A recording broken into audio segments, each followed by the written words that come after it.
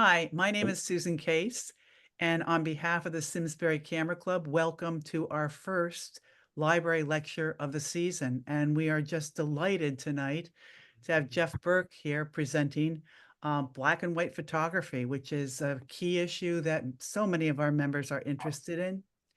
And a little bit of background on Geff. First of all, Geff came to us by way of a number of our members, Nancy, Amy, Kwana, who'd gone on photo trips with Geff and his Road Runner photography organization. Geff notes that photography has been his passion for the last 40 years. And he notes that he started taking photos on family vacations and then moved into really getting deep into photography, including all aspects: bugs, landscapes, flowers, travel, urban landscapes. And he started in film, and he got so deep into this, he actually set up his own darkroom and developed his own images. And as he has indicated, he's converted to digital, starting with a Nikon, and now he's using Sony mirrorless. And he finds digital provides him a limitless freedom of expression.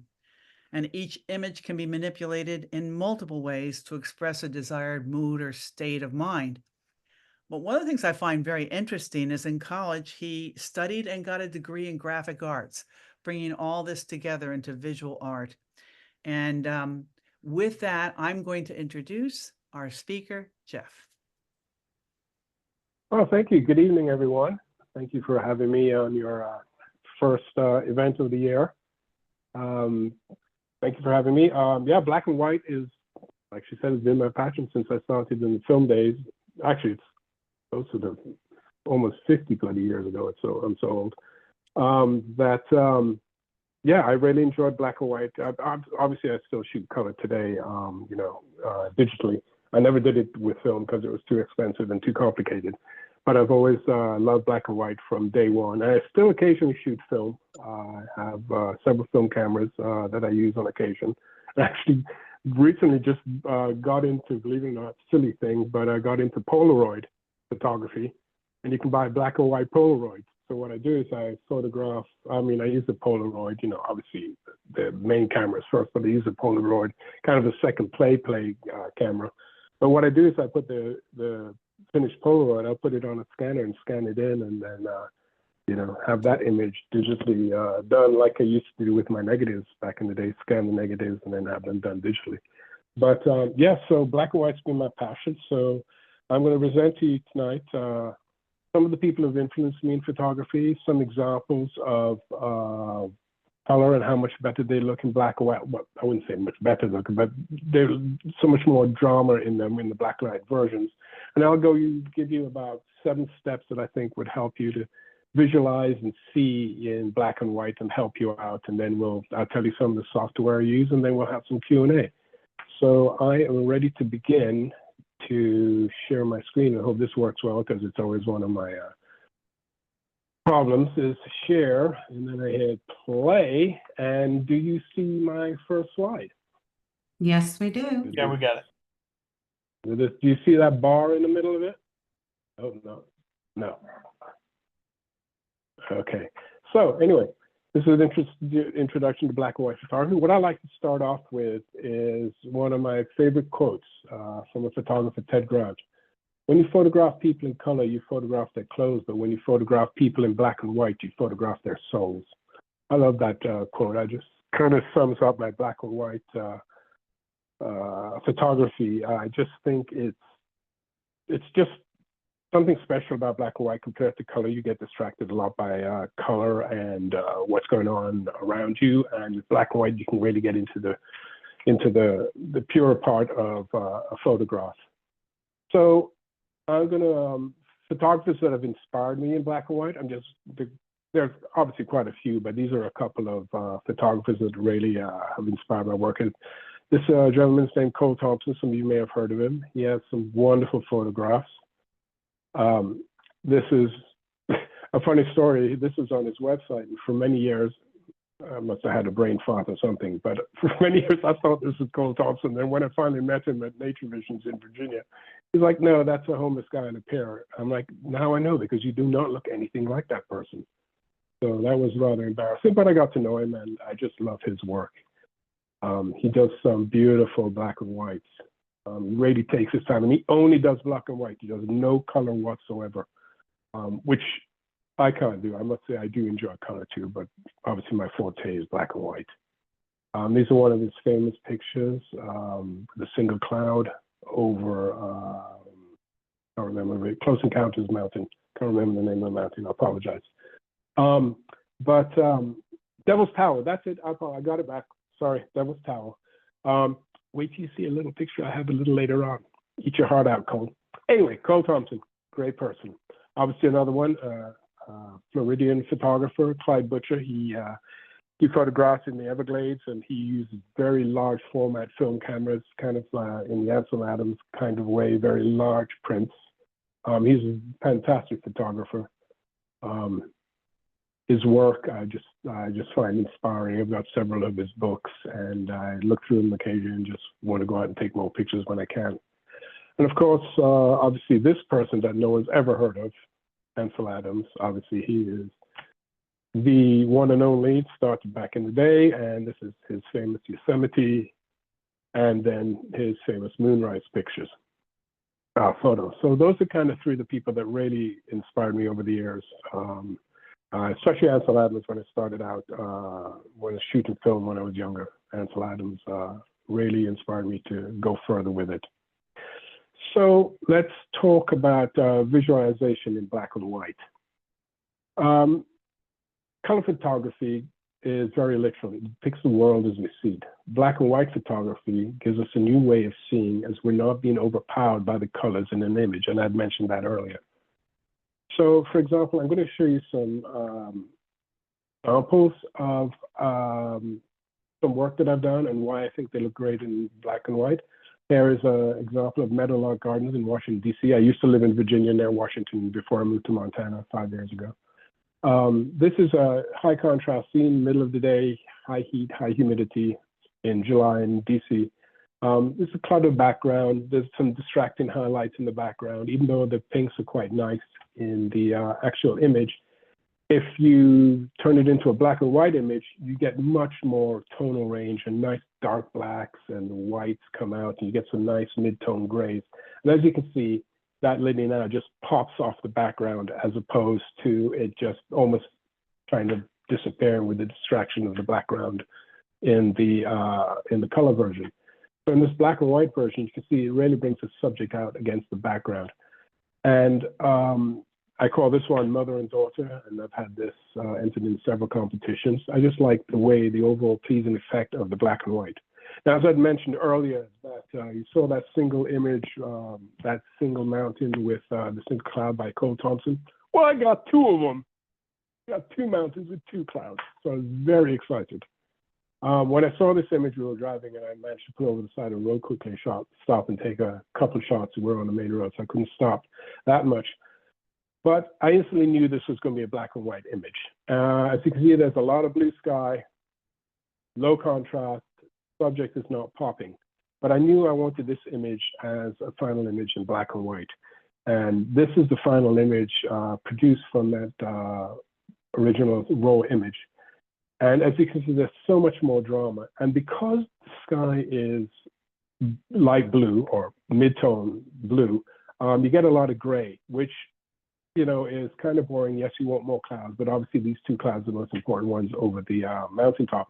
So what I do, and I do this quite a lot with blue skies, is I put in post, I put a gradation, starting from the top with black, gradating down to about midway through the clouds. Actually, props to the top of the tallest mountain, I had the gradation go down. And that adds a bit more drama to the sky, but again, it also leads your eye down to the subject, which is the two clouds and the two mountain peaks.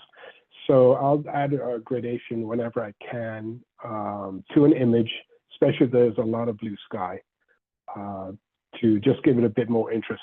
And one of the things that I like about black and white photography is that, especially with color photography, you know, most people go out at sunrise or sunset to get those beautiful, you know, afternoon, evening colors, or the nice glow in the morning.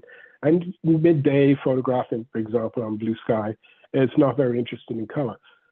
that's the advantage of photographing in black and white. You can go out any time of the day and photograph black and white because there's going to be so much contrast, so much color. You won't see it in the color image, but if you go back and you do processing and do some posts, you'll be amazing how much a difference the image will look in black and white. So I do recommend people after this, if you are inspired by my presentation, hopefully you are, to maybe not only go out and photograph new things in black and white and try and visualize and see things in black and white, which I'll help you with during this presentation, but also perhaps go back and look at some of your older images that you have. Maybe there was several images that you have in the back of your mind that you really liked, but when you looked at it in color, it just didn't quite work, and you kind of wish it somehow it would, but it's just not working in color. Well, go back and try it in black and white. You'd be amazed at how that image could change and it becomes something that you really enjoy because it's now black and white and you're no longer seeing color in that particular image. An example of that is, this is from Steptoe Butte in the Palouse in Washington State. This was taken on top of the mountain. I think I used a 400 or 600 millimeter lens to go down onto this farm on the main road. This granary probably on the main road. And as you can see, using a very long lens, the background is, the whole image is compressed because of the long lens. But as you can see, there's muted colors, there's low contrast. Again, in the middle of the day, there's a lack of subject separation because of the long lens. Could I have done this, work this in color? Sure, I could have brought out the contrast a bit and add some more greens and stuff, but it's all very much, to me, a very monotone composition. The building's gray, there's a lot of green, all the same kind of tones, and there's a little bit of gray in the hills and stuff. So I knew immediately that I wanted this one as a black and white image. So the final black and white image after processing, you can see that the subject now, the grain building, really pops out from the background as opposed to the previous color image. And I've gone and done some dodging and burning on the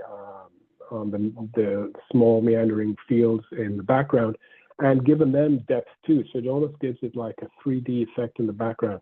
So as you can see, compared to the original raw image, compared to the final black and white, there's so much more pop, so much more contrast to the image. And I think this is really, to me, what the essence of black and white can do, especially on those images. And that's why I mentioned earlier to go back and look at some of your images that you perhaps were not 100% happy with, and again, try them out in black and white. As I said earlier, mentioned just as I got online, I have a bunch of free presets and plugins for Lightroom and Photoshop. I will send those off tomorrow, and they will be distributed to your club. It's pretty easy. I'll send some instructions too for installation. For everyone, either use Lightroom or Photoshop, you'll have those kind of plugins. And I use, they're plugins that I built myself. And I use them all the time for my images as a starting point to start the development and processing of each image.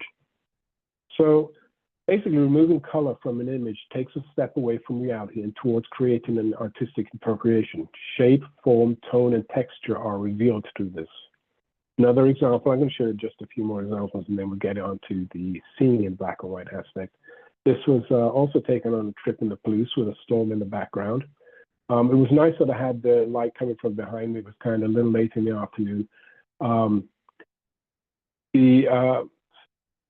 It's got some muted colors. It's interesting background, but it's a bit dull, the gray. The house pops out nicely from that. But again, it's kind of muted. There's not a lot of detail in the clouds, in the color aspect of it. But when you go into the black and white version, after processing, you can see the amount of storms that are coming in. You can see the movement in the storm behind the house and how the house pops out now because of that beautiful sunlight coming, from behind me onto that house. It really makes it jump out of the background, and then having the wheat or the long grass in the foreground get nice and dark to give it some nice texture and depth in the image. As you can see from the original color to the black and white version, again, you get a lot more contrast, a lot more detail, and to me, the picture just pops more in that way. several years ago, we had a trip to Greenland where we rode around on a boat for a week, which was extraordinary, photographing icebergs, and took thousands of pictures. I liked until like this one. It was an evening shot off the boat. I think it was probably about a 400 millimeter. But again, low contrast, flat colors. The sky was completely dull. But I love the waves on this, and I love the building of the contrast on the actual iceberg. The final image in black and white, you can now see so much more color, so much more definition in the waves on the iceberg.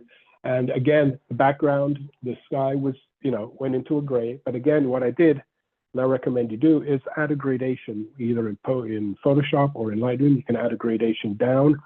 Again, that adds a little something to the background, but it again also draws your eye down to the iceberg. And I just really like this image. It's simple. It pops off the page in black and white compared to the color version. There was nothing really there. It was nice light. But I knew this, and I went in the mindset when I went on this trip was that I was going to probably shoot 99% of my images in black and white. There are a couple that obviously in color that look really nice, but to me, black and white really works, especially with these icebergs and the very uncloudy skies. It seems every time I want to go out and photograph in black and white, I get blue skies. I wish I get more clouds, but I get a lot of blue skies. So those are just some examples of what you can do from the original images and just turning them into black and white, and how much more impact that has compared to a color image. So next I want to talk to you about the 7 steps for black and white photography. So, and this is also to help you see better in black and white. So one of the steps you can do in your camera to help you visualize, because what I like to do is I go to a scene, I find in front of something, if I'm in Patagonia, in front of the mountains, or even here, there's a beautiful landscape. I know that this is going to look good in black and white, so I'm going to photograph it, and I know that I can get it really nicely done in post-processing. So what you can do with your camera systems, you can set your cameras up, and most people I think today shoot mirrorless as opposed to DSLR, but I know people still today shoot with DSLRs. What you can do is you can set up your camera to shoot. Obviously, if you shoot RAW, and I have to highly recommend you shoot RAW all the time, is obviously RAW is going to be color, but you can set the camera up to shoot JPEG, black and white. And I believe on the DSLRs that you'd see it in the back screen, but you would see through the viewfinder, and the screen on the back of the camera would still be color. However, on the new mirrorless cameras, you can set up your camera not only to shoot color RAW, but black and white JPEG. But you can also set your mirrorless cameras up that what you see when you look through the viewfinder or on the screen on the back of the camera is black and white. And I think that is a very good way of helping and teaching yourself to look at a scene and decide if it's good in black and white. If you set up your mirrorless camera and it's only black and white, and you've taken the photograph and it doesn't look quite right in black and white, you don't have to worry, because you've photographed in RAW. You have a RAW file, and that RAW file is color, so you can always use that RAW file to process in color. Or you can use the JPEG and keep it. If you shoot JPEG, you have a black and white JPEG to start with in Lightroom or Photoshop. But also, what the JPEG does, it gives you an opportunity. If you import the RAW file and the JPEG file, the JPEG kind of gives you a visualization of what you've photographed in black and white, and you can start your processing from there. It can help you kind of get your color RAW file into that black and white to kind of look like the JPEG that was shot in camera. And I think that's a good starting point. And I think this is, having the camera switched over to black and white will really help you see in black and white. You want to kind of learn to visualize black and white so you can, go out and notice a scene and everything's in black and white. I highly recommend smartphones, also a fantastic way of visualizing black and white. There are many apps out there. These are a couple of examples, 4 examples of the ones that I use on my phone. One's called Blackie, Instamatic, Tintype, and Snapseed. These I know are on the Apple phones, on the iPhones. I recently got a Samsung phone. Some of these are not available on there. Snapseed I know is available on the Android phones. But these are wonderful. I shoot a lot actually recently with my phone. I just find it easy and quick. Sometimes I just haven't got the time. I've got a big lens on the camera. And to swap out lenses that time, I'll just grab a phone and I'll open Blackie or Hipstamatic, depending on which kind of application I want to use. And I'll use the phone. Another advantage of having the phone is, for example, if you use Blackie, is that you can open that application on your phone, and you can, you've got your camera set up in a beautiful scene. You're not sure how it's going to look in black and white. Your camera's on a tripod. Just hold the phone up above the camera and look at the scene through your phone in black and white. Of course, you can take a picture too, just for reference later on. But you can visualize that scene through your phone, and that's, again, another aspect of helping you visualize and see a scene while you're out photographing. So I highly recommend using the phone as an aid when you're out there shooting. I always carry a phone with me, and sometimes there's times when we were just recently on a trip a camping trip we went for 3 weeks. It would have been 2, but the bloody truck broke down. We went for 3 weeks, and we brought all our camera gear. We were going to photograph and all this, and every single photograph was taken with the phone. We never actually took our cameras out. Which is kind of interesting. I've never done that. That was the first time I did it, and I brought it back. And luckily, the cameras shoot RAW. So I shot RAW, and obviously I can process them in Lightroom and Photoshop. But I highly recommend taking your phone and using your phone as much as possible.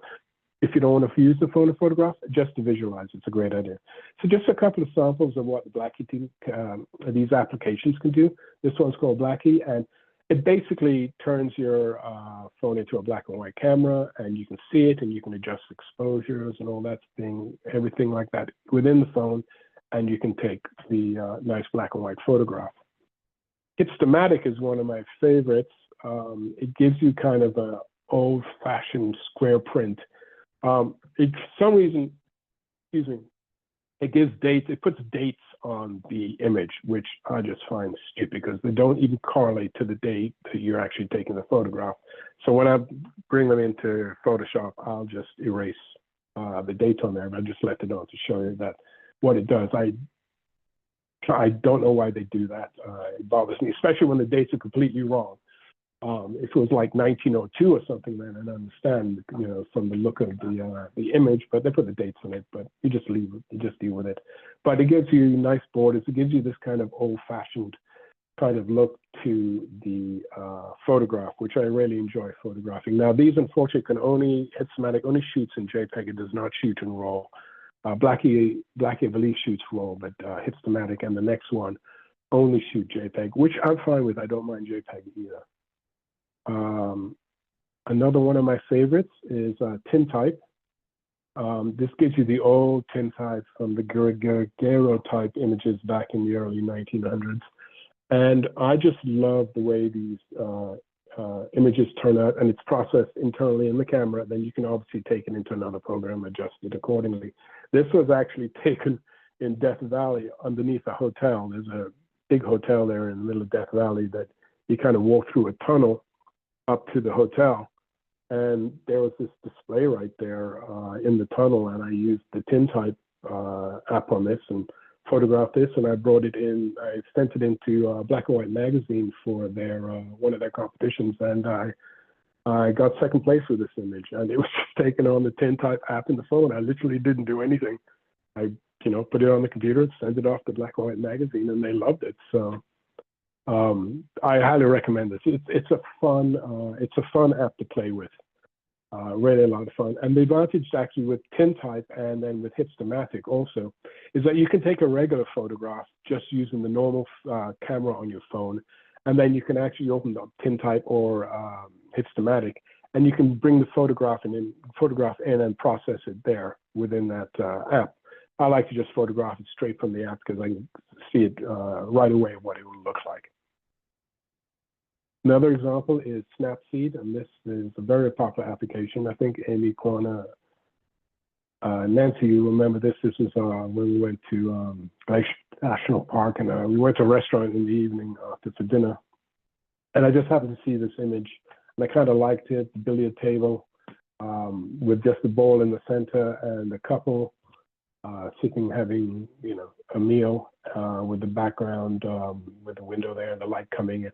I just thought it was simple. Again, this is something I wouldn't take my camera out because I'd actually left the camera in the car. But then you just jump up. I lined it up with my phone. The phone's very inconspicuous and compared to these big, cameras we have today. And just took the picture and actually just used the regular camera on the phone. And then I went right into the Snapseed and I processed it as a black and white image. So again, phones are very good tools for not only visualization, but taking great photographs in black and white. So I highly recommend those 4 applications for you. So number 2 is metering. There's all sorts of metering, center, average, matrix, partial, but there's spot. Spot metering is what I use 99% of the time if I'm not photographing in manual. So spot metering gives you the most dramatic results. Spot metering allows the main subject to be correctly exposed and the background dark. And that's what I really like. I tend to go to very dark black and white images. I don't, it's just a personal thing. It's how I've been photographing forever, and I just enjoy that. Here's an example of spot metering. This was a pond in Virginia. It was a really hot day, again, middle of the day. And I saw this, there were tons of lilies and dragonflies and all sorts of things around, but I noticed this one on its own. And I just zoomed in, I did spot metering right on the whitest part of the lily. And that enabled me to get a lot of the distraction that was in the water removed because the lily was exposed properly and the background became super dark. The water became super dark and the water was kind of filthy green, mucky water. It was horrible. So I already went and spot metered this. I knew I wanted this as the black and white. And the advantage of the spot metering is that you get perfect exposure on the leaves in the lilies, but you also get some nice reflections in the water. And then you also, because of the light reflecting off of those leaves, you get a little bit of a reflection on the lily pad to the left of it. I had to bring the lily pad back a little bit in post as it got really dark. But again, you can see the drama is the details and the textures within the leaves of the lily. And especially what I really love is the reflection in the water was achieved through spot metering. Could you have done matrix metering on this? Absolutely, you could have, but it would involve a lot more work, I think, in post, and perhaps not got the background as dark as you'd wanted in post if you'd not shot it as a spot meter. Another example of that is this, I call this one Bad Hair Day. We were at, again, this was in Virginia, and he was actually on one of the railings walking around this park area, and it was really windy, and the light was coming from the left, the wind was coming from the left. But again, I spot metered on him or her, and there were probably trees about 60, 70 feet away, lots of deep foliage, trees, and brush. But because I'd spot metered, it allowed, again, the background to go very dark. And in post, I could make that darker and get rid of all the distractions and had the bird pop out, obviously because it's white, pop out from the background.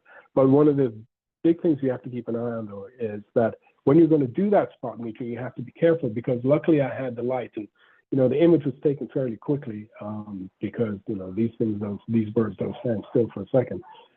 Is that on the beak, I managed to get some rim light on the beak, which was nice because of the angle of the sun. However, if there was no rim light there, this image would not have worked because the beak, especially the bottom part of the beak, would have blended into the background and you'd have had no definition there. So you just also got to be careful a little bit of the light that you use. But, with birding and animal and wildlife, it's kind of, you take the shot and then deal with that after because they're not patient. They move around constantly. So you just got to get the shot. So hopefully you set up, and I will have my camera set up for spot metering and all that for that particular day if I'm going out for birding. This is at a refuge in El Calafate in Argentina, and we're out one morning and it rained earlier that morning. And this was actually taken with a 600 millimeter from quite a ways away on the ground. The birds weren't weren't very active at the time after the rain, and it was kind of really dark. So I noticed one of these goose feathers, and it had rain and there's some dew on it. So I just went and photographed it, again, spot metered so I could get the background nice and dark. And this is kind of a little bit of a duotone on this one. But again, you can see how the spot metering helps with exposure. And the black and white, compared to the color version, brings out so much more detail, especially in the water droplets. You almost get that 3D effect of the water coming around, water on the feathers, and losing the distraction of the background on that image. Another one from that same trip is this goose, and actually the male, the female is actually, you can see the back of her. I wanted to get both of them, of course. The moment I hit the shutter, she went down, so I didn't get her. But I did like the position of this one, and with the nice grass behind it with the dew on it that same morning. And again, I had set the camera up for spot metering, which darkened everything around it. In post, I also added a bit of a vignette to the image, just so it can draw your eye into the middle, into the actual bird in the middle of the frame. I like the composition of this. I actually tried it in a square format. I'll crop after in post into a square format. It looked quite good in square also, but I just yes, it is centered, but I kind of like how it is in the center. Normally I try and use rule of thirds, and perhaps on this one I could have had a little more space on the right-hand side as the bird is looking to the right. But again, it was a quick grab shot, constantly moving. So that's another example of the spot metering. And then here's the opposite. So this was in January in Yellowstone. This is quite opposite. Again, spot metering, but because the animal is dark and there's snow around, I made sure I metered on the buffalo, and that managed to blow out all the snow around him. And so you just got the nice details of the buffalo coming towards you. There's no distractions in the background to worry about. You get the nice detail in the fur, which, in color, it's just brown, it's kind of flat. But here, if you're black and white and you can adjust the contrast and all that sort of thing, do some dodging and burning, you can get some nice detail, especially in the eyes and that sort of thing. It actually had blown out all around it, especially where the feet were. So I actually had to go back in and bring some of that ground around him in, just so it looks like he's on the actual ground and not floating in a white space, which would up to not be a good thing. But again, you can see this is the opposite of the ones I've been showing you earlier. But again, using spot metering on this, because of the dark buffalo, it blows out the background. So remember, think about that all the time. I mean, I shoot spot meters still on occasion when it's needed, but I actually photograph a lot now in manual, just because I find it, I don't know, just that I'm going to try manual, and I've been doing it for a couple of years now. I'm really enjoying it, and I have a little more creativity. It may take a little longer to adjust the dials and that sort of thing when shooting quickly, but I do enjoy shooting manual now as opposed to aperture priority. This was in Cuba the beginning of this year, February, I believe we were there. I just like this. I've actually entered this into a competition in Virginia next month. I spot metered. I actually didn't spot meter on her bum. I spot metered on the lady's dark shorts, just so I could get the background a lot lighter than it was, because they were in the shade, but the background was so distracting. I had the camera on spot metering, so it lightened the background. And what I love is that lady in the back looking through the door, kind of looking at them going, what are those two doing in the streets?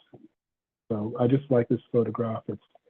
It's cute. They're in love, and then the woman not happy about them doing that in the street. But this was taken probably at a 200 millimeter, so I was a little ways away. I didn't want to interfere with what was going on.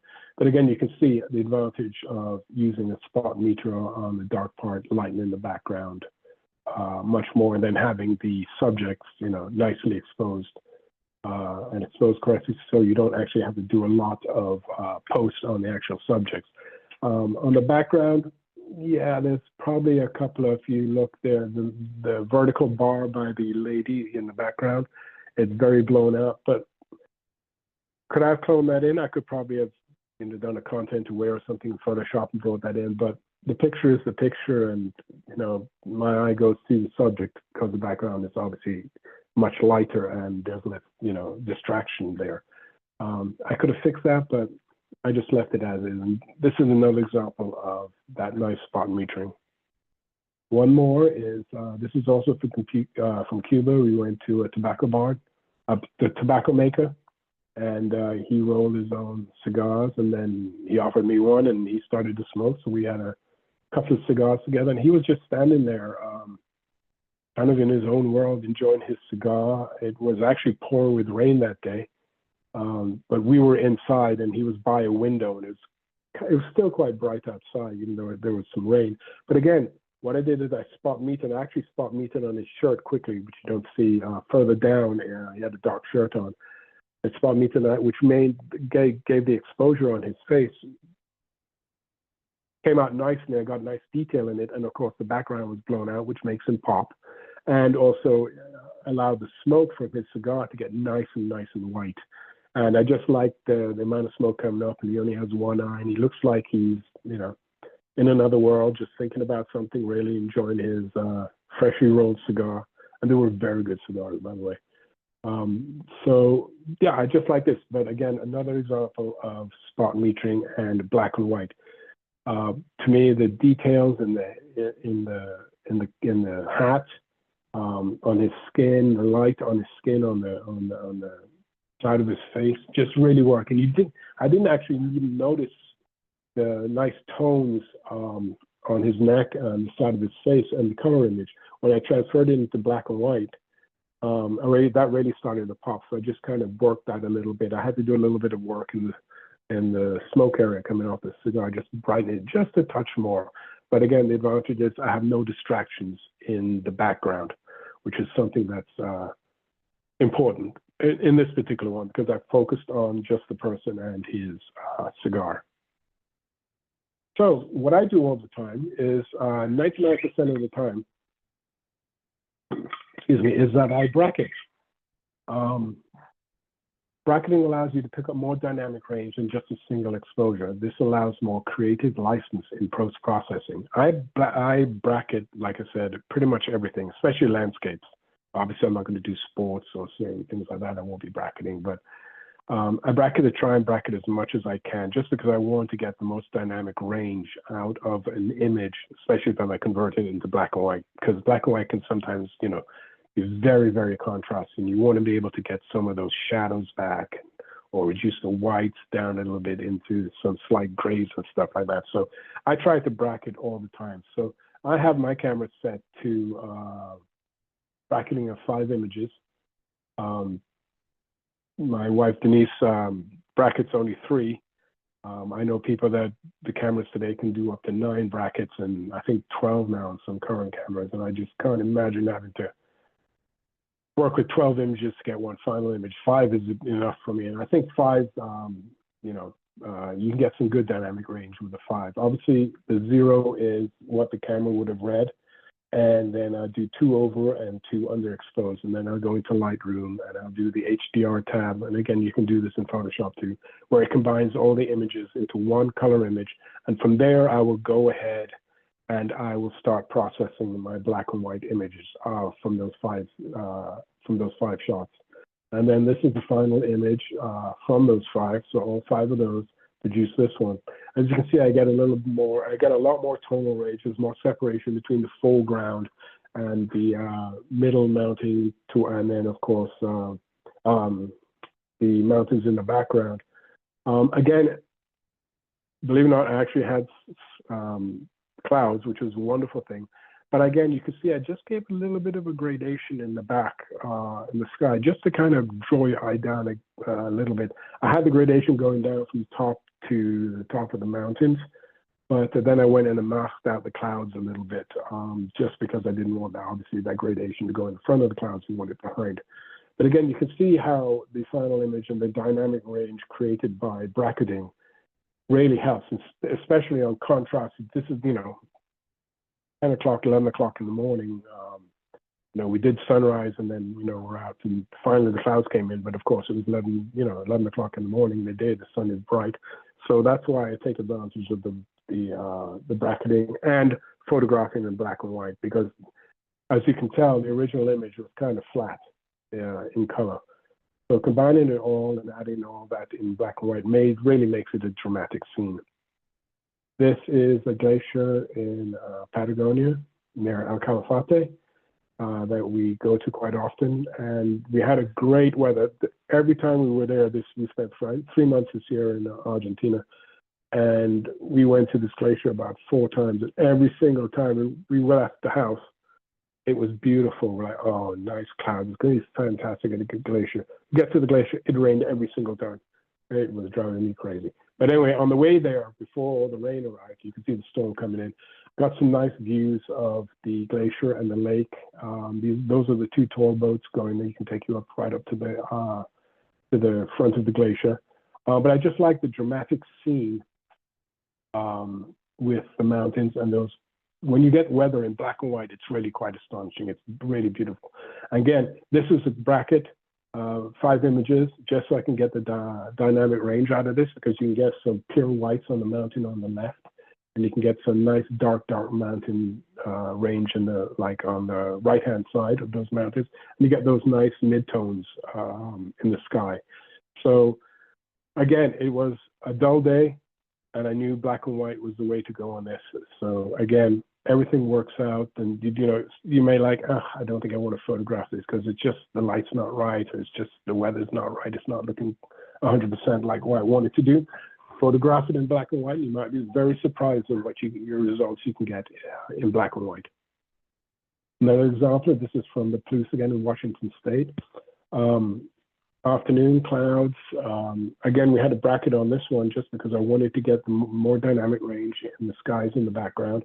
I wanted the nice highlights on the fields with the tractor grooves in the grass, in the long grass.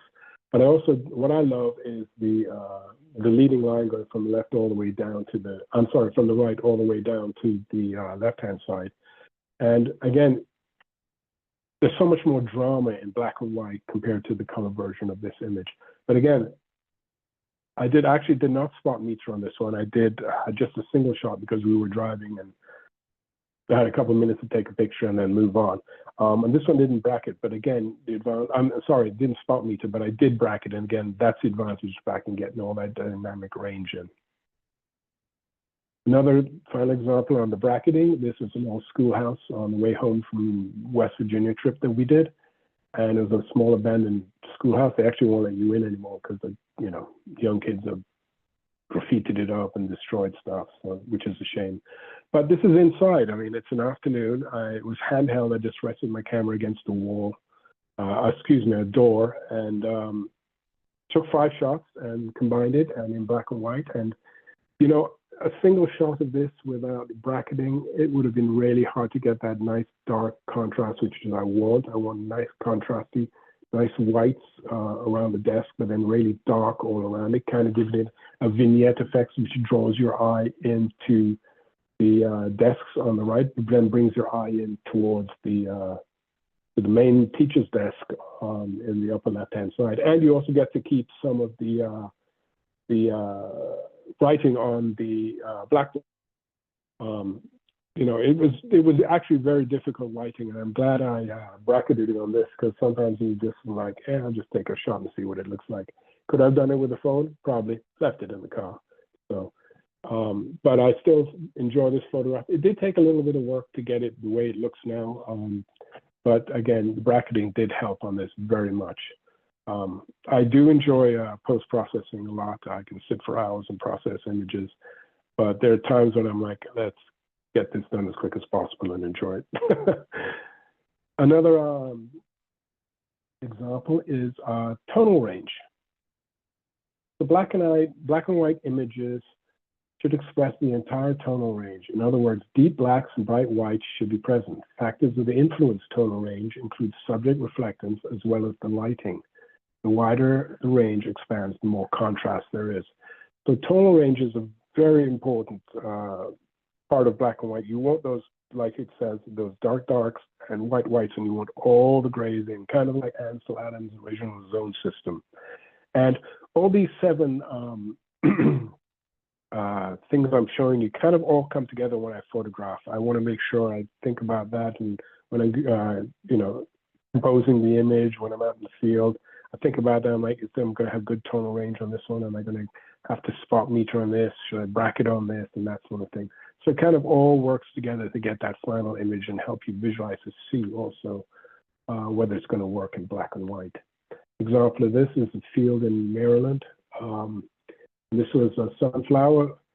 Everyone's photographing it in color, getting the beautiful sunflowers. Look at this one, for some reason, it was standing up. I loved it.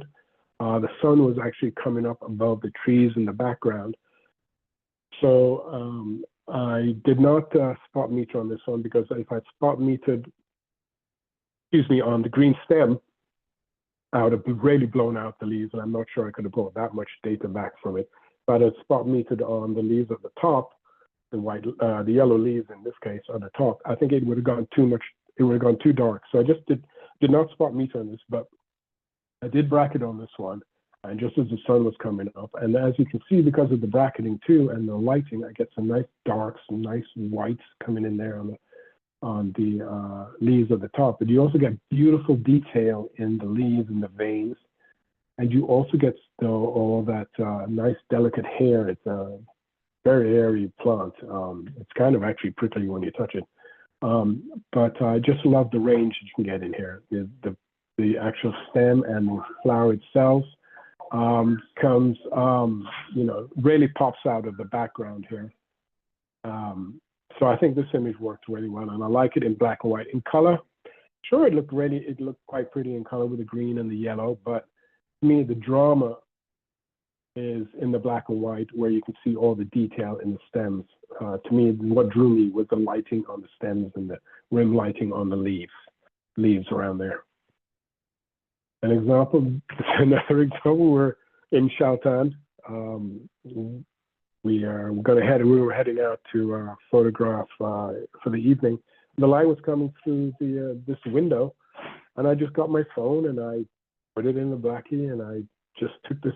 I thought it was kind of an interesting little shot. I didn't know if it would really work. I put it in the Lightroom in Photoshop, and I just played with it, and I kind of like it. It's very simple. There's, nice detail. There's darks from beads, the dark beads going down to light. There's almost like a glow effect in the middle part of the beads on the wall, and just showing a bit of the window. It's very simple, a typical iPhone shot. It's something I wouldn't grab my camera for. But I saw this and I'm like, that might look kind of fun. Let me just play with it. It's digital. It's not like film. It's digital. If you don't like it, you delete it. It's just pixels and numbers. So I just happen to like this. It's just very simple, something different than wildlife, landscapes, that macro, that sort of thing, of insects and that sort of thing. So just a very simple. Again, you can see all the tonal range within that, and good on the phone for doing that and capturing it the kind of way I wanted it to capture it. I did a little bit of post, but actually not very much at all, because the camera does quite a lot of it itself. Unlike the mirrorless and DSLRs, when you shoot RAW, you've got to really work at it. Another sample is this is a horse in Iceland. Windy day. He'd come trotting up. They're the cutest horses. They're actually quite small. So I kind of knelt down and photographed him from below. He actually stopped for just about 15 seconds, and everyone was taking pictures. I took a photograph, but I just loved the wind in the mane. And again, you can see in the background, because it was hazy and there was a kind of an overcast day, I kind of darkened up the right-hand side. I brought a little bit of a gradation down on the left-hand side. I didn't want to keep it all gray. Just to get the horse pop out of the background. But again, in black and white, you can just see the beautiful tones that you get in that hair, and especially in the mane that's blowing in the wind. You get that nice detail in the hair. And then, you get the whites and the blacks on the nose, and then on the fur on the head and the neck. The detail that pops out in black and white as opposed to color is really quite extraordinary, especially on the eyelids. I love how his white eyelashes really pop out from that black eye. So again, tonal range is really important. Make sure you think about that when you're photographing your image. I did not spot meter on this. I center weighted meter on this one, just because I didn't want the background too dark. I liked the horizontal bands of the clouds in the background on the horse. So I center weighted meter on this and just clicked away. I did no bracket on this one. Obviously you can't because of the wind and the horse moving so much. That would look really kind of weird if you'd have bracketed, because none of the images probably would have lined up. Lightroom does a pretty good job of aligning images if there any camera movement, but there's only a certain point that it can handle before it starts looking silly. But again, another example of color, tonal range on even animals, especially the mane. The mane is what got me on this image. I really enjoyed looking at that mane. Another one. We were at a Renaissance fair, and this gentleman was working on, excuse me, on some metal thingy-bobs he was making. Oh goodness, apologies. On this little thing he was working on. I just got in real close. Asked him if I could come in. He said, "Sure, no problem." So I just went in, and there was a nice light coming through the door on this. So with this case, I spot metered on the whatchamacallit, whatever the metal piece he's making. I'm not sure what he was making. I didn't ask him at the end, but I went in close and I spot metered, and then in post I added a bit of a vignette to kind of draw your eye straight in. But again, you can see in black and white, this is so much more dramatic than the color original. You get the nice look at the detail in the skin, the freckles on the skin, and then the detail with the filings on the metal filings on the mantle thing. It just really worked in black and white, and I had all intentions again of going there and photographing purely in black and white. Another example is you can do it works fantastic for architecture. This was in DC, by the waterfront, I believe, somewhere. And I just went up and I looked up and I saw this. I thought, well, that's quite nice. And I just took a picture of it and went home and processed. The building was very bleak. It was a gray building. There was some clouds, a cloudy day, obviously, so it was kind of muted. But in black and white, you bring out the contrast and tonal range. You get whites and you get nice darks. The contrast of the building and, you know, leading you up into the top of the picture from the triangle of being in the corner of the actual building, I think really pops. It makes it work well. So black and white really, really works well in with architecture, with architectural photographs.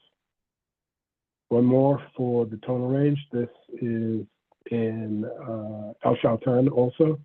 Managed to get, I call it a Cole Thompson cloud. Denise and I, when we see a single cloud above a mountain, we're like, oh, look, there's a Cole Thompson cloud. We must photograph it.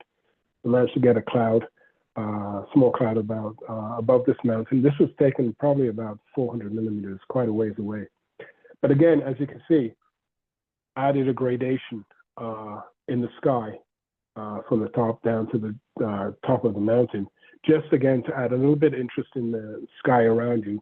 And I just kind of, you know, made sure that it didn't affect the cloud in any way, darken the cloud in any way by using a mask in Photoshop.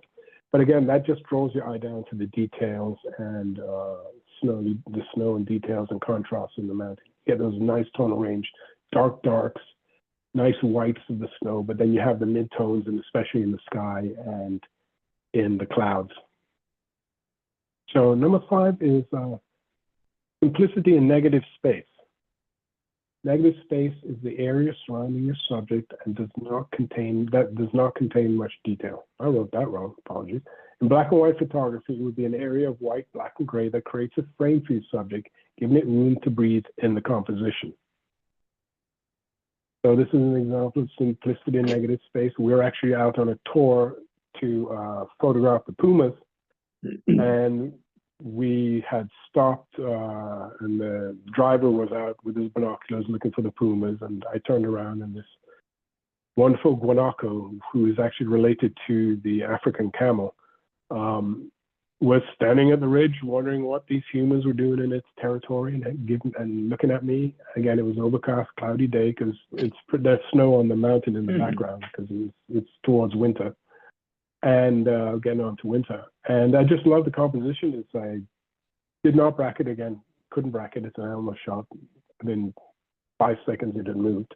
But I managed to get off a shot. I love the composition of this, the simplicity of negative space. He's on the right.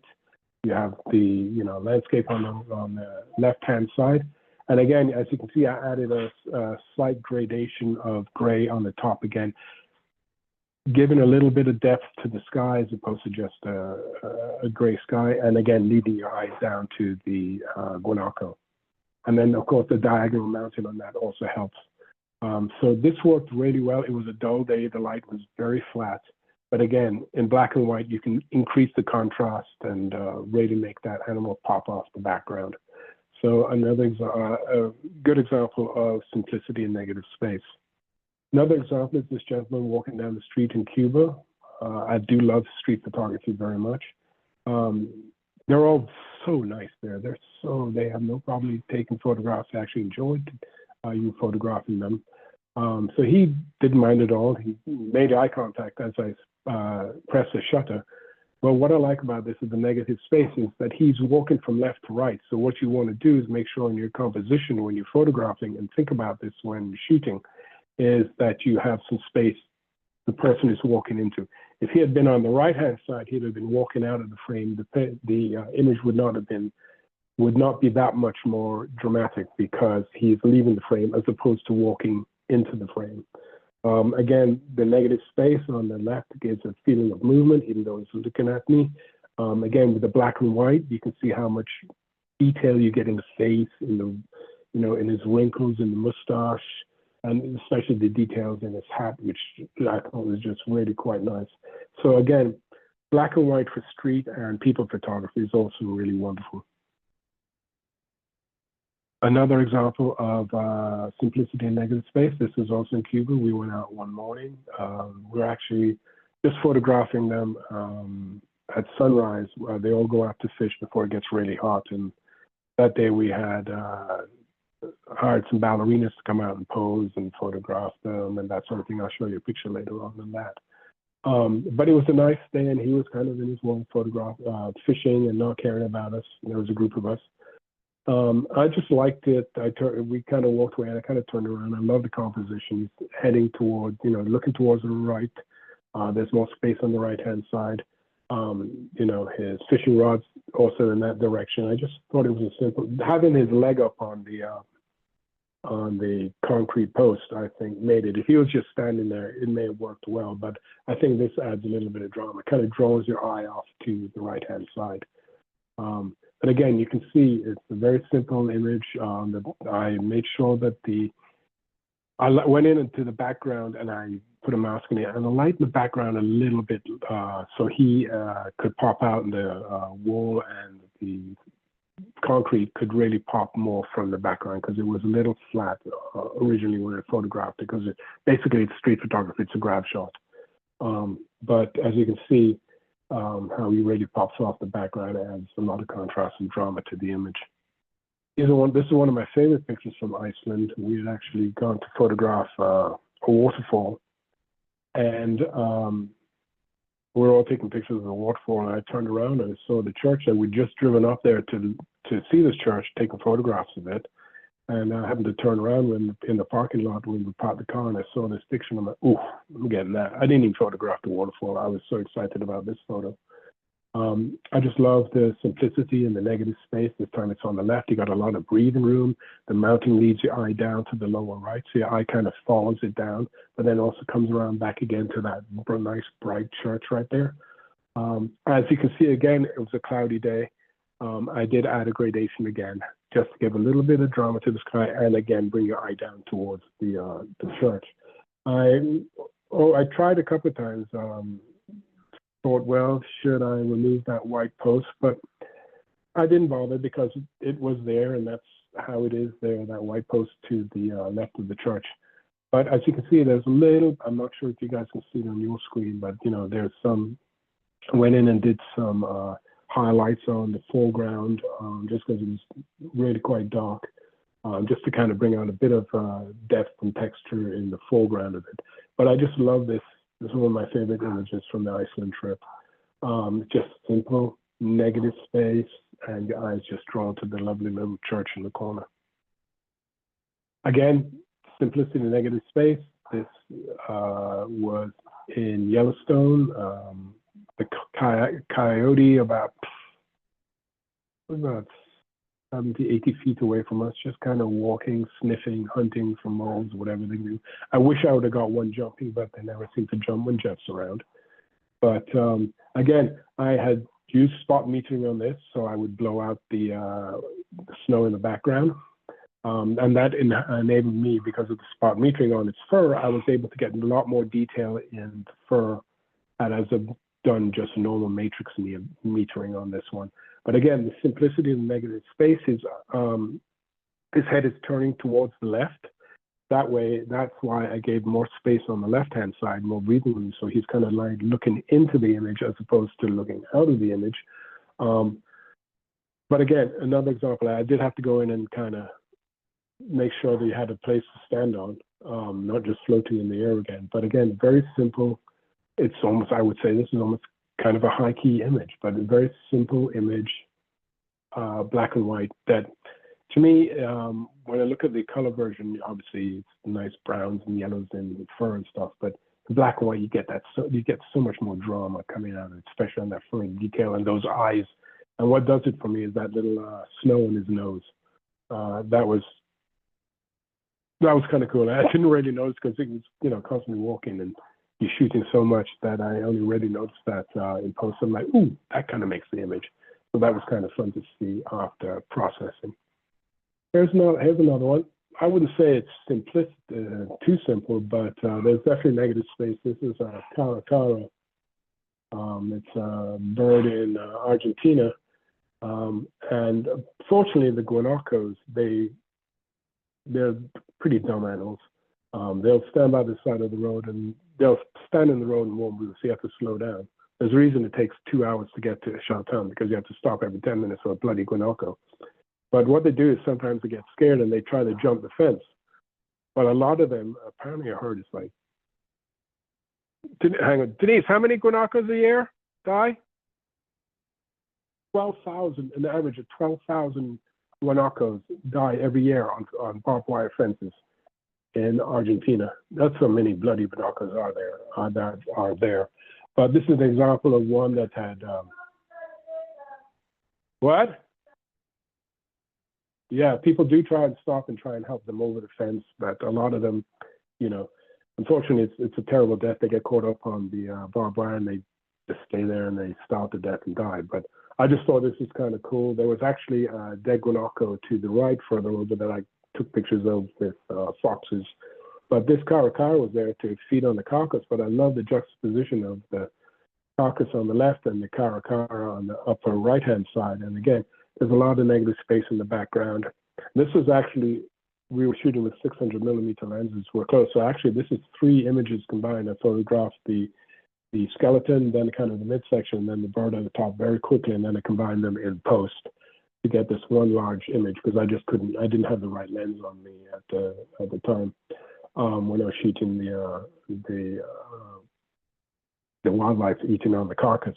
But I just like this. It's simple. Again, the caracara and the post really pop out from the background. I didn't add a gradation on this one because I didn't think it needed it. It would have been, I think, too dark. It would have taken away from the caracara bird sitting on the top of the post. But I just like the simplicity of this. There's a lot going on, yes, but it tells a story to me in black and white. And again, it was an overcast day. Everything is brown. It's winter. It's almost winter. It's late fall for us down there. And in black and white, it just worked much more than it had in color. 2 more, I think, on this one. This was actually just taken from our deck, looking into the valley. We got a lot of fog starting probably late September, October into November before the heavy snow comes.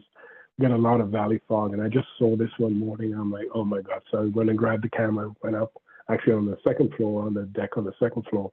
And here I spot metered on the clouds, and I just photographed the fog coming into the valley.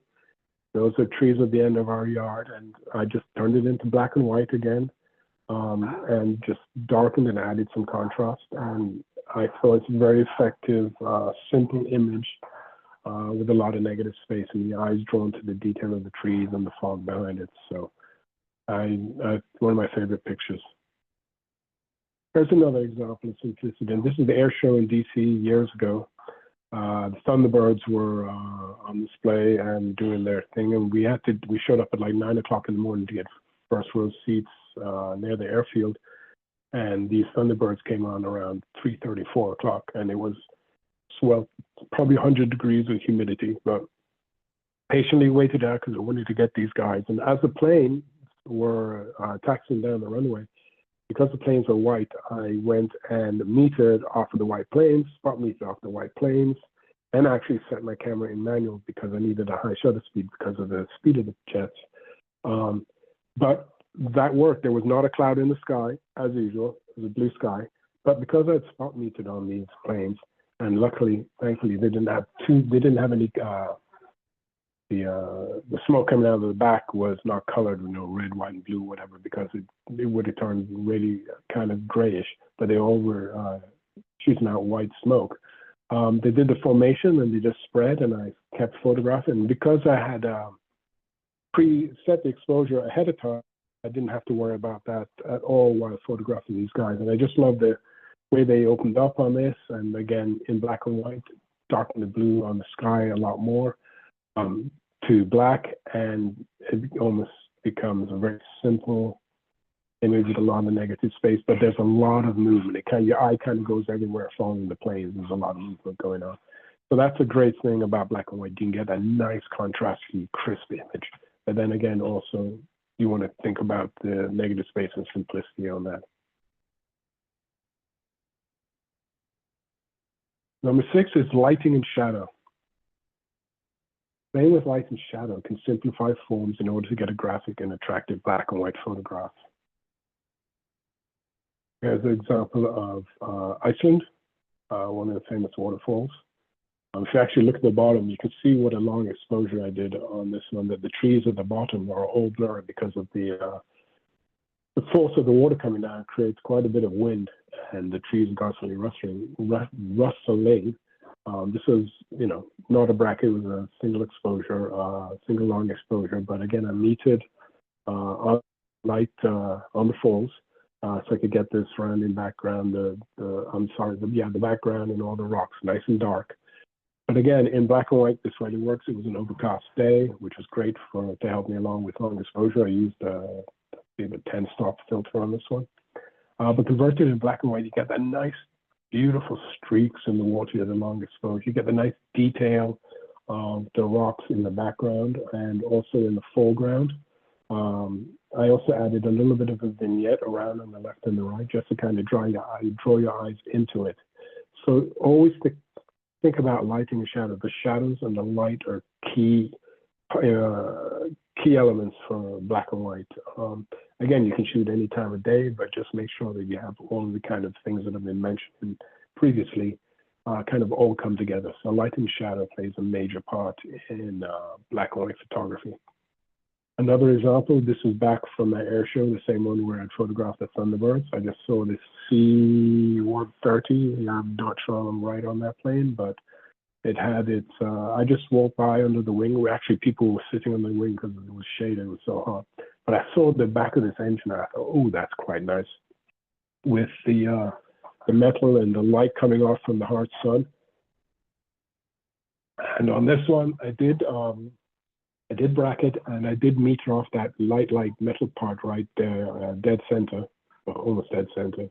I metered off of that so I could get some nice darks within inside the cowling of the engine, and also because the blue sky in the background made it nice and dark.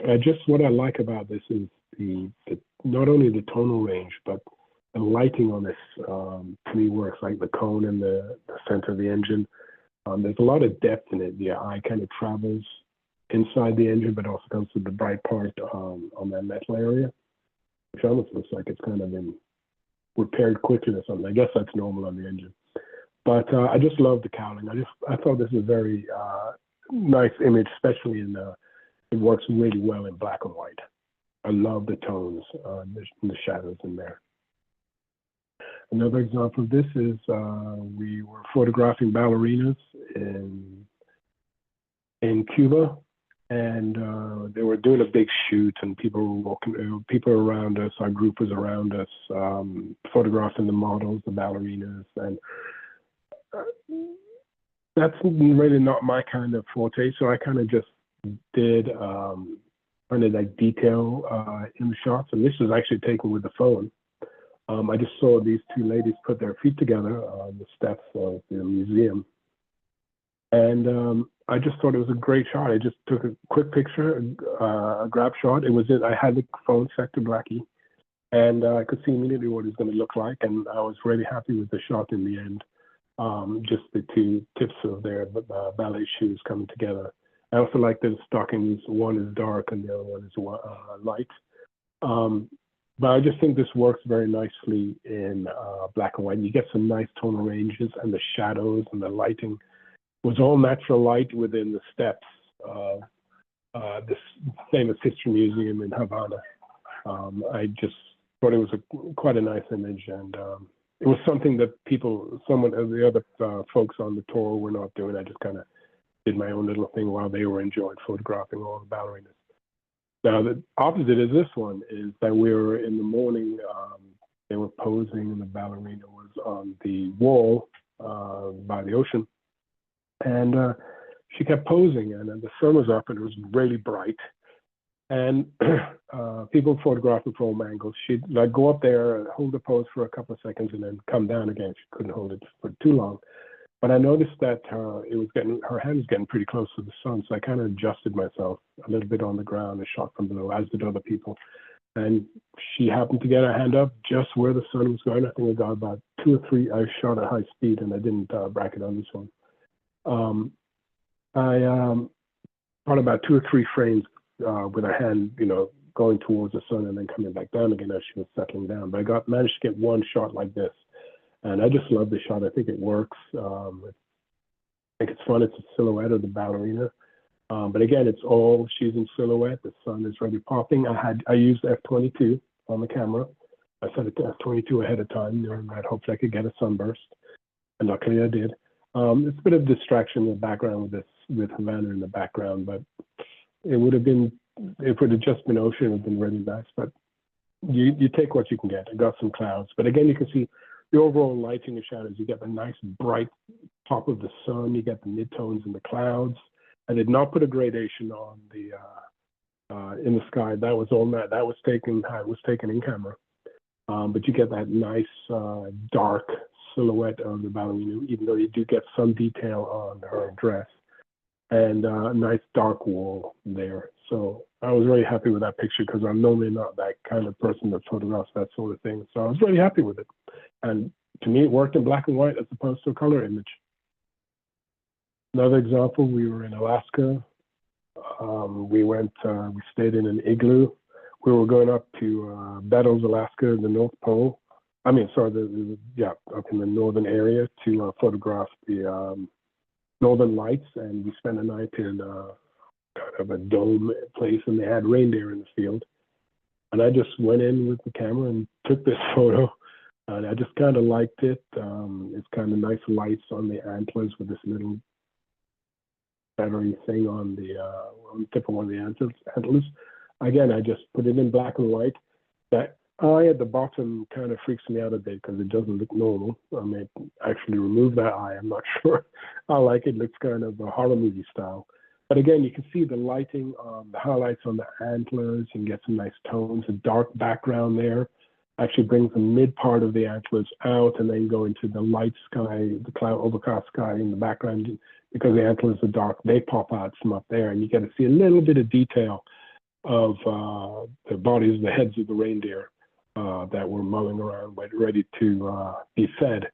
So again, I just really like this photograph. I kind of gave it, it's not fully black and white, it's kind of a slight duotone on this image. And the antlers to me really worked in this image. I had taken quite a few images of the reindeer, but nothing spoke to me as much as this one did, especially when I put it in the black and white. I'm like, yeah, I think this one works very well. This is a sample of Again, architecture, showing nice lights and tones. This was actually from a hotel room in Boston, when we were visiting Boston. And I liked the light on the building at the time, and I photographed it and turned it into black and white, and I thought it worked really well. Again, architecture, again, is wonderful for black and white. You get the nice details in there, you get the lighting of the windows and the darks and the shadows, and then again, I didn't do anything with the sky. Somehow it came that way when I spot metered on this one. I spot metered on the round window at the top. I spot metered on the curtains below, just so I could get the nice dark, image and keep the windows and the curtains from blowing out. So overall, I think it's a pleasing image. It's a little bit of architecture, which I don't do a lot of, but when I do see something, I will photograph it and try and make sure I photograph it in black and white. So one of the last ones is lines, textures, and shapes. The lines can express movement in an image. Textures can create emphasis on the subject, and shape can add contrast within the frame. This is a gentleman having a snooze in a church in New York where we were walking around doing street photography. I kind of went back from him because I just love those diagonal lines kind of going every which way. But again, it kind of leads your eye into the subject.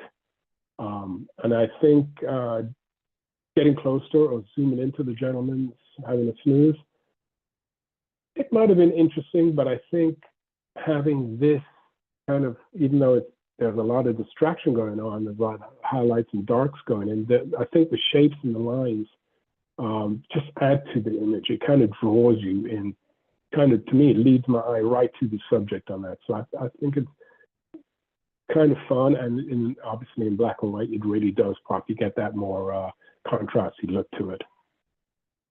This is in DC. I just happened to look up at this building with this providing shade, and it kind of had these lines, and I just loved the way it looked. And took the photo, again, kind of white on a gray day, and I adjusted it in post to make sure everything kind of popped out, and obviously the lines add such nice texture to the image, and they're all kind of diagonally kind of leading you down from the upper left-hand side to the lower right-hand side. The clouds in the background were a great addition. Thank God it wasn't a blue sky, because that would have been, well, it would have been interesting. I'm not sure how that picture would have turned out, because I'd have to have probably done something. I couldn't have made the sky really dark, because you'd have lost the diagonal lines towards the top of the frame. So I was very happy that I had the clouds in there at the time. But I just like the overall texture of this and the waviness at the bottom of it. Just a simple image, just caught my eye, and I shot it. And when I, processed it in black and white, I really liked it. I thought, ooh, that's a keeper. Another example is the spider web. This was photographed up near the Sunflowers in Maryland. And I used, I believe, 500 or 600 millimeter on this, so it's quite a ways away. And this I used manual. I couldn't do really any exposure spot meter in this, because the webbing is just too fine. But I did underexpose quite a bit. And then in post I brought the highlights back up quite a bit, and then you can see a bit of dew on it. I just like this image. It's simple, and then an example of dark lines and textures. And the background really makes that web pop. You can see the nice detail. I like that the center of the web is off-center, not in the center of the frame, and that the webbing is not all, perfectly symmetrical. So I thought it was quite a nice image for black and white photography. In color, it was kind of dull. It was an overcast day, so I just really made sure that the background got really dark, and I could bring out the spiderweb for a more graphic effect. We were on a boat trip photographing eagles on the James River in Virginia, and the eagles were fun, but they were being baited, and I didn't like that aspect of it. So I happened to turn around on the boat, and I saw the bridge we just gone under, and I'm like, ooh, there's a shot. And I knew this would look great in black and white. with these diagonal lines and having the rule of thirds with the main beam on the left-hand side. Again, a very simple shot. Would I wanted a car on there? Could have possibly wanted a car there, but I like this. It's very simple. Again, it's more striking in black and white than it is color. Luckily, again, another cloudy day. But again, you can see the simplicity of the lines. You kind of look to the left, and it all leads you down to the lower right-hand side of the image. Again, nice contrasty black and white image. Also, this was at Coney Island in New Jersey, and we're walking around photographing. We're taking a field trip up there with a group of people, and we're doing black and white street photography. And happened to see this roller coaster one, and I just thought, ooh, you know, again, bright blue sky, middle of the day, which is no problem shooting in black and white, as long as you meet it well and you can do the post well. And I just like the juxtaposition of these lines and the textures and the shapes. Your eye kind of gets wandering around the image. Having that nice dark background, you get that nice contrasting image, and the subject again pops off the background. And that's a great thing about black and white. You can really see that kind of fun stuff as opposed to just color. And last but not least in the lines, text, and shape is this Mr. Alligator from Florida. I did use a long lens. I was not close to this fella, but I love the texture of this crocodile. I photographed. I made sure that I focused on his eyes, and I had the lens aperture wide open, so I got some blurriness on the front. I made sure that I got it also on the back, so it would disappear. So his head kind of just is center frame. I made a square final image on this because there was really nothing nothing on the left and right that really was of any interest. Kind of faded off. It was just kind of weird. And but I think having the square with the head really in the middle just kind of really pops them right into your face. And again, what I love about this is the texture of the skin. I mean, it's just amazing. His eyes you almost have to hunt for his eyes because they're almost disappearing when there's so much texture on his skin. And I love that part of this image. Could I have gone in the back and maybe darkened up around the head a bit more? Possibly, but then I didn't want the head just floating in too dark a background. So I wanted to give it a little bit of depth to know that, you know, it's not just a head on a stick, it's an actual body of an animal. So last but not least is infrared photography, which is obviously another take on black and white. Now, I must admit, I don't do infrared photography. Denise, the next few photographs are Denise's pictures. She's likes to do infrared. We have an old Fuji camera that's been converted to infrared. I like it, but I bought another camera to convert to infrared, so I don't really do it. But infrared photography is an interesting take on black and white. Greens go white or lighter.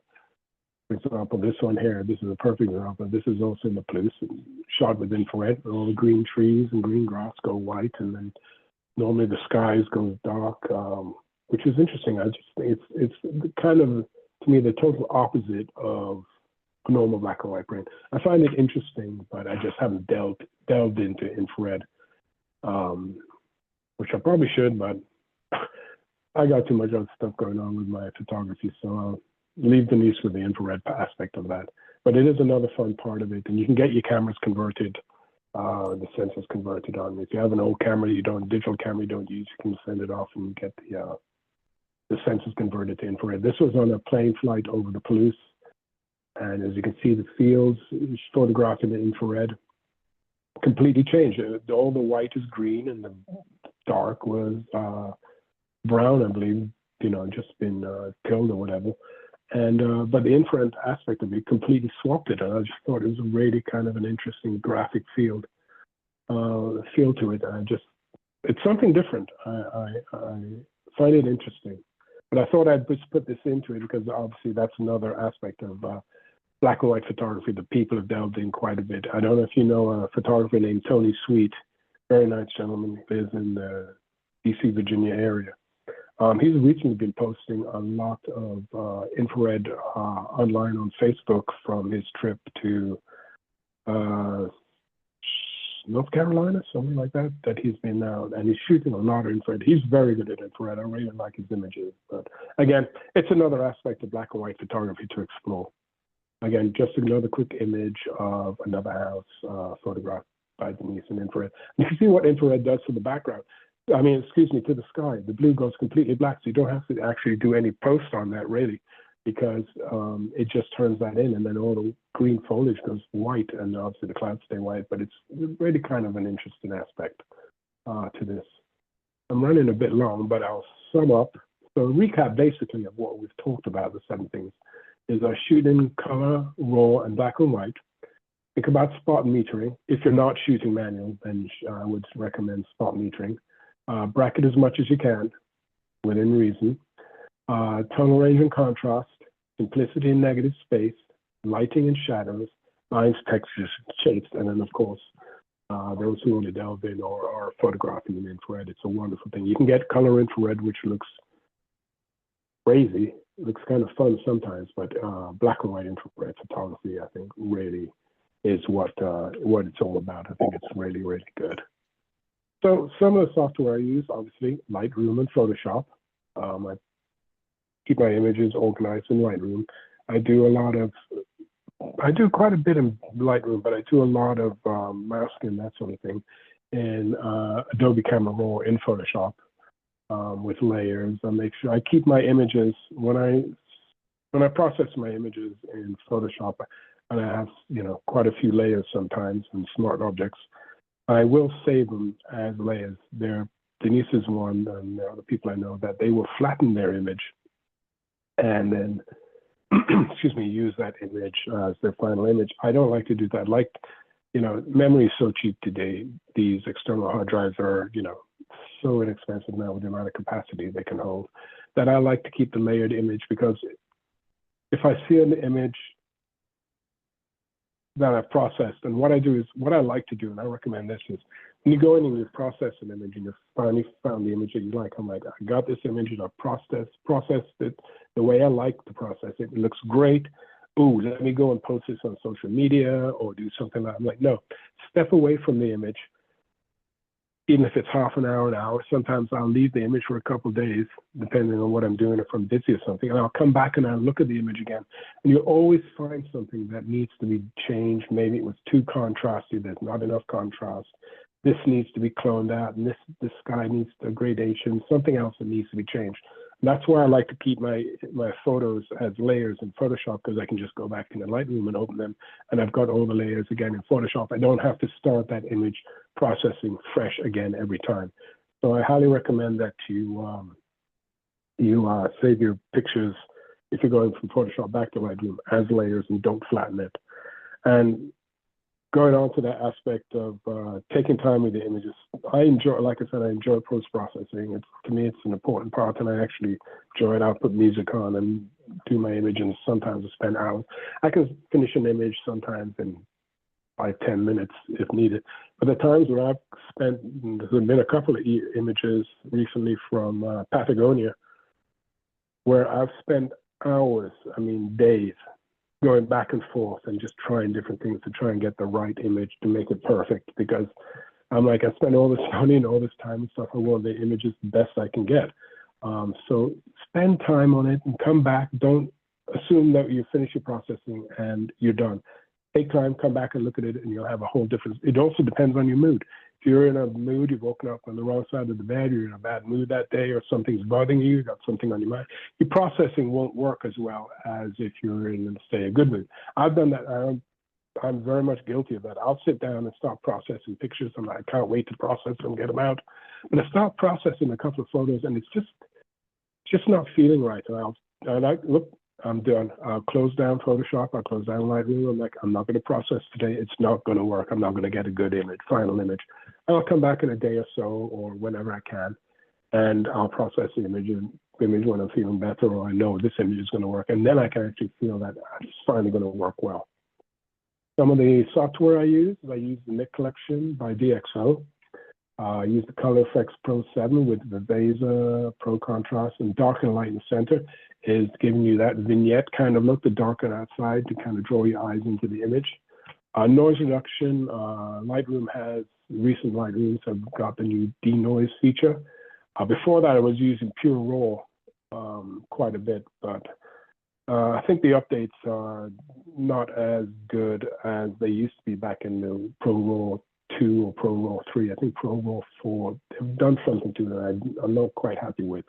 But I actually really now use all the time is Lightroom denoise. If your images are noisy, which, you know, some people hate noise, I don't mind noise. It doesn't reminds me of my film days. I think the Lightroom denoise is really fantastic. They've really done a good job on it, and they're improving it every time. So I highly recommend you use that. And these Nik Color Effects Pro 4, Pro 7, really kind of add to the image. Like I said, I have plugins that I'm happy to share with the club. I'll do it tomorrow morning. I'll share it with you, and then you're welcome to use them. And they may not look perfect when you kind of click on the preset, but it's kind of a starting point where you can go in and then you can start processing, adding contrast, adding light, you know, doing some masking, whatever you like to create the final images. And with that, folks, that is it. I want to thank you very much. And if you have questions, please feel free to ask. I'm going to do a little quick promo on Roadrunner Photo Tours. These are our tours coming up next year. Far in South Africa and Botswana. You can combine those two into one tour. And then we have Thailand in November. And you can find all that information on the Roadrunner Photo Tours. We have a meetup group, and then that's my personal website at the bottom down there. So thank you very much, everyone. I hope you enjoyed it. I hope you're inspired to do some more black and white photography. Geoff, thank you so much. That was inspirational. Sure. Thank you. Thank you. Thank you. That was a You're wonderful very job. welcome. Masterfully structured, really, really dramatically entertaining. Thank you. You're Is there very any welcome. questions? If I can only get my mouse to work properly, I can get out of this. There we go. All right. Stop sharing. There we go. I'm back. All right. So I hope everyone enjoyed it, got inspired. I think everyone's much. been put Thank on you. mute. Oh, that's right. Yeah. I was gonna say, if you want to ask a question, just unmute yourself. Yeah, absolutely. Please. Hi, Geoff. Great presentation. As Thank always, you. great to see you Good and to see you again. all the new Yeah, good to see images you again. and just to say hi and thank you very much. Thank you. You're very welcome. Happy to present. Happy to present black and white. I love black and white, and hopefully people go out and photograph in black and white and enjoy it. Nancy, I think you were trying to get in. Did you get a chance to? I was just going to say thank you. This was great. And as usual, Amy and I are texting during the meeting, and she said she's inspired now to go do some black and white photography. Oh, wonderful. That's the whole point. Yep. No, it was Wonderful. great. There was so many nice images, Geoff. Really good Oh my job. gosh, yes. Thank you. Thank you. Absolutely. Thank you. Yeah. Just, you know, sorry, go ahead. No, if you can hear me. I'm hearing myself echoing. Yeah, you're very echoey.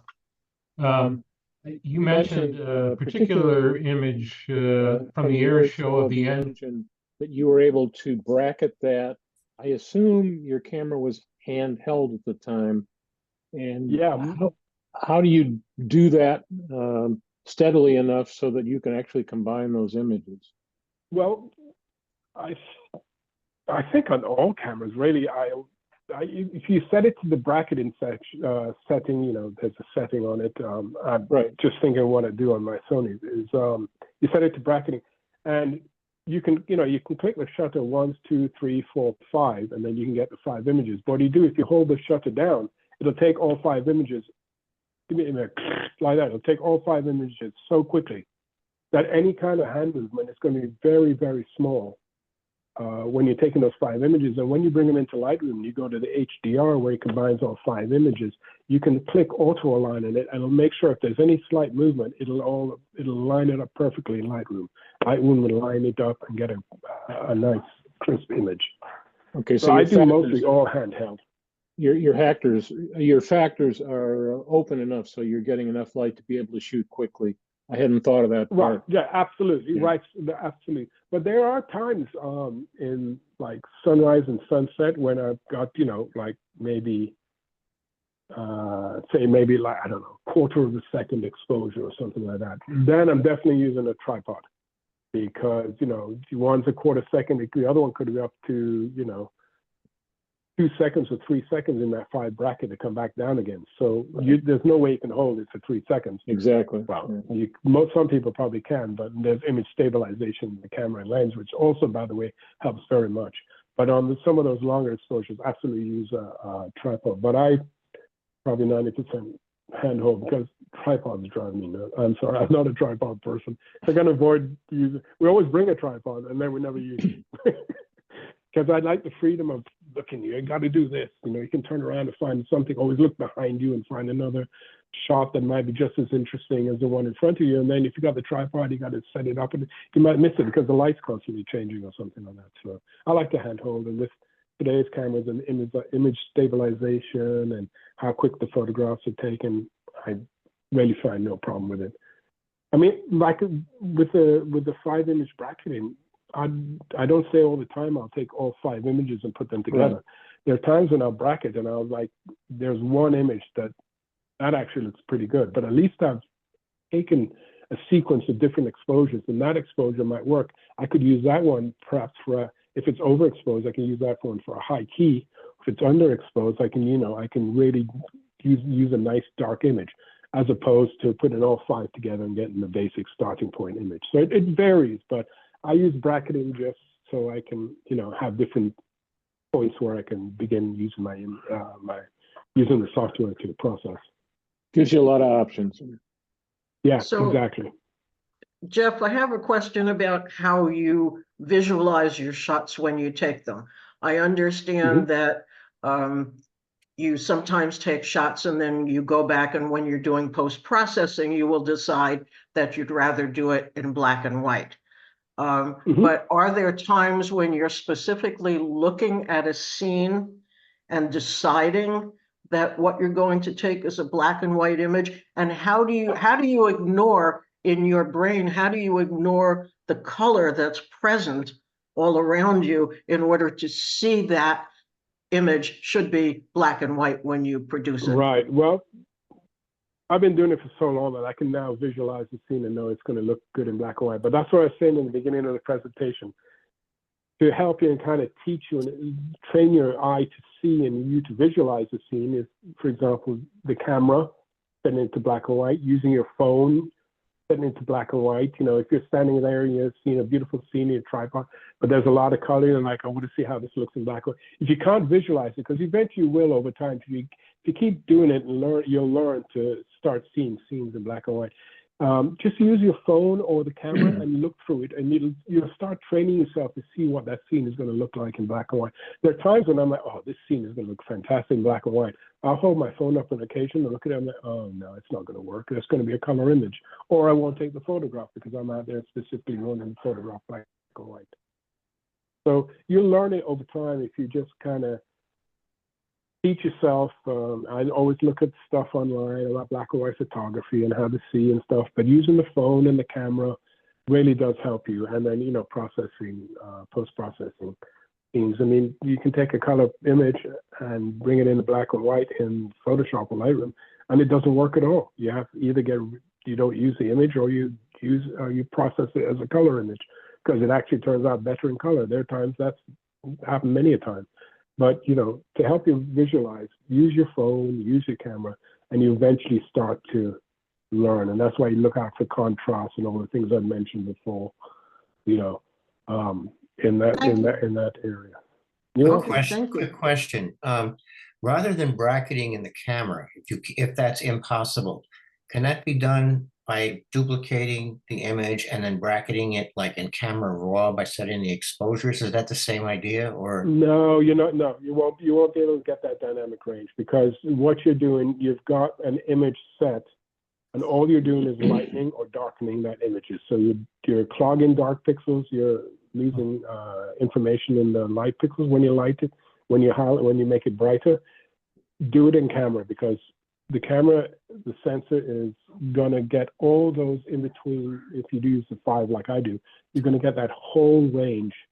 And then when you combine it into one, you're going to be able to process more. You can bring out so much more shadows. You can bring out the highlights. If they're blown parts, you can bring that back, and you can get more. You can get information from the blown out parts that you don't see in the image. And then when the blacks are too dark or they get too crunchy, you can open up the shadows and you can get that. But I highly recommend you do it in camera. Don't do it in post. It's not the same thing at all. I have a question that came through on the chat, and Dr. Trivedi, I think you are on. I'm not sure I'm saying your name correctly, but the question was, what f-stop do you use for landscapes or to capture detail on wildlife photos? Okay, interesting. For landscape, I probably use maybe F8, maybe F11. I don't go any more than that. If I start going up to F16, that sort of thing, you're going to start getting some problems with the distortion of the lenses and that sort of thing. So I kind of keep it at F8. And believe it or not, excuse me, I use a 200 to 600 zoom for wildlife. And I actually shoot 90% of my wildlife wide open. At the, you know, it's a 4.5 to 6.3 or something. So I'll shoot 4.5 All right. 90% of the time, because the main thing with wildlife too is always focus on the eyes. Make sure the camera, if you've got eye detection in your camera, make sure that's on so you can lock on the eyes on the animal. But I also shoot wide open because I want the animal to pop from the background. I want the background as blurry as possible. There are situations where it's not going to happen. If there's a horse standing in front of it, 5 feet in front of a tree or something, and I want to get the horse, I'm not going to be able to get the tree out of focus no matter how wide I go, because, there's not enough clearance in distance between the subject and the tree. But if, I'm shooting like the buffalo in Yellowstone and there's just background far away, if I shoot wide open and I got those eyes sharp, then the background's going to be nice and blurry. And that, again, will help the subject pop off of that background. So I shoot wide open as much. On the big lenses, I shoot wide open. On the landscape ones, F8 or F11. I noticed that a few people have had to drop off, but they've left comments like wonderful presentation, lovely photos. Thank you. Thanks so much. Thank you. That's very informative. Thank you for a great You're program. very welcome. So, I mean, You're very welcome. people are very much enjoying this program. Are there any more questions before we close out for the night?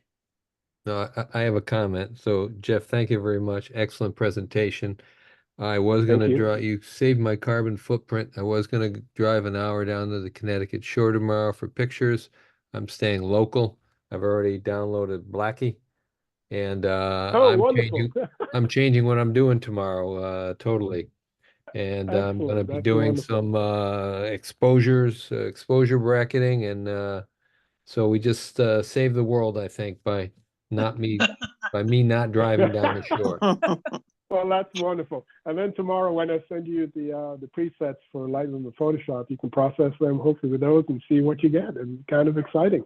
We'll get By them the out way, right you away. you and your Puma and Susan, you're very dramatic in black and white through Blackie. $3.99 on the iPhone. Yeah, excellent job. Yeah, thank you all. Unfortunately, they have it for Android, Excellent. Thank which you. is a shame.